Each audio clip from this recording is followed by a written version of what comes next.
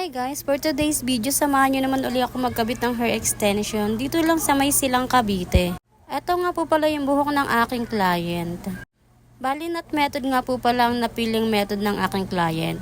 Ito si ma'am is regular client ko na. Every 2 months talaga nagpapalita siya ng kanyang hair extension sa akin. At ito na nga, ikot-ikot lang, gaya ng pagpapaikot niya sa'yo. Char!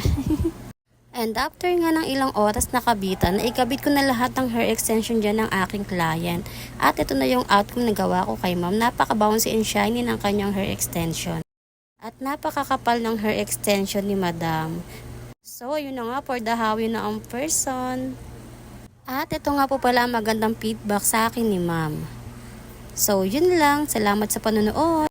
Hi guys, for today's video, samahan nyo naman uli ako magkabit ng hair extension dito lang sa May Silang, Cavite. Ito nga po pala yung buhok ng aking client.